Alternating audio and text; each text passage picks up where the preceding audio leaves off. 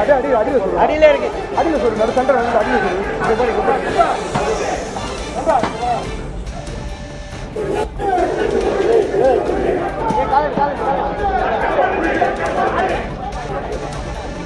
தமிழக சட்டமன்ற கூட்டத்தொடர் 2026ஆம் ஆண்டின் முதல் கூட்டத்தொடர் இன்று தொடங்கிய நிலையில் ஆளுநர் ஒரு பக்கம் வெளிநடப்பு செய்திருக்கிறார். மறுபக்கம் எதிர்க்கட்சியான அதிமுகவும் வெளிநடப்பு செய்து தமிழகத்தில் மக்களுக்கு பாதுகாப்பு இல்லை என்ற குற்றச்சாட்டை முன்வைத்திருக்கிறார்கள். எதிர்க்கட்சித் தலைவர் எடப்பாடி பழனிசாமி தலைமையில் அதிமுக எம்எல்ஏக்கள் ஒன்று திரண்டு கோஷம் எழுப்பும் காட்சிகளை பார்க்கிறோம். தமிழகத்தில் மக்களுக்கு பாதுகாப்பு இல்லை என்று அதிமுகவினர் குற்றச்சாட்டை முன்வைத்து வெளிநடப்பு செய்து கோஷம் எழுப்பும் காட்சிகளை பார்க்கிறோம்.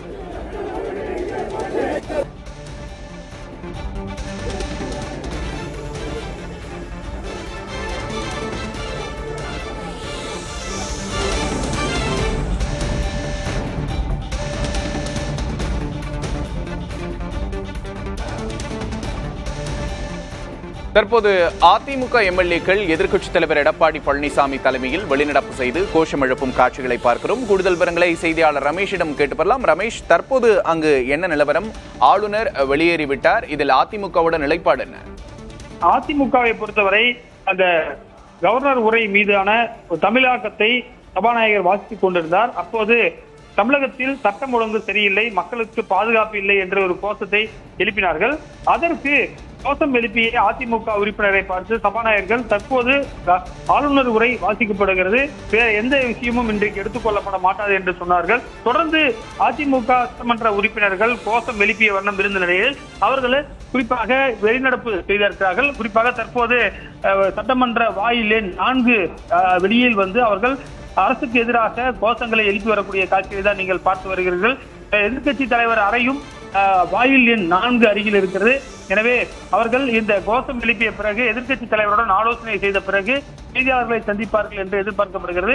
சபாநாயகரை பொறுத்தவரை இன்றைக்கு அலுவல் முழுவதுமாக கவர்னர் உரை மட்டுமே இருக்கும் என்பதால் மற்ற விஷயங்கள் எதுவும் எடுத்துக்கொள்ளப்பட மாட்டாது என்று சொல்லினார். எனவே அதை ஏற்க மறுத்து வெளியேறியிருக்கிறார்கள். ஏனென்று சொன்னால் சட்டமன்ற இந்த கவர்னர் உரையில் தமிழகத்தில் சட்டம் ஒழுங்கு சிறப்பாக இருக்கிறது என்ற ஒரு வார்த்தை இருந்தது. இதற்கு எதிர்ப்பு தெரிவித்து அதிமுக உறுப்பினர்கள் தொடர்ந்து கோஷம் எழுப்பி வருகிறார்கள். அவர்களை குறிப்பாக காவல்துறையினர் 4ஆம் எண் வாயில் அருகே கட்டுப்படுத்த முயற்சிக்கிறார்கள். தற்போது அவர்கள் ஆலோசனையில் ஈடுபட்ட பிறகு செய்தியாளர்களை சந்திக்கும் பொழுது கூடுதல் விவரங்களை தெரிவிக்க வாய்ப்பு இருக்கும். மற்றொரு புறம் இந்த கவர்னர் உரை குறித்த பல்வேறு அம்சங்களை தற்போது தமிழில் சபாநாயகர் வாசித்து வருகிறார். விக்னேஷ், ஆளுநர் உரையை சபாநாயகர் தற்போது வாசித்து வருகிறார் என்ற அண்மை தகவலை செய்தியாளர் ரமேஷ் வழங்க கேட்டோம். பிற மாநில அரசியல் கட்சிகளோடு சேர்ந்து ஆளுநர் உரை இல்லாமல் சட்டமன்றம் தொடங்கும் வகையில் நடவடிக்கை எடுக்கப்படும் என்று திமுக தற்போது முதலமைச்சர் சட்டமன்றத்தில் பேசிய காட்சிகளையும் பார்த்தோம். இன்னொரு பக்கம் எதிர்க்கட்சியான அதிமுக தமிழகத்தில் பாதுகாப்பு இல்லை, சட்டம் ஒழுங்கு சரியில்லை என்று வெளிநடப்பு செய்திருக்கிறது.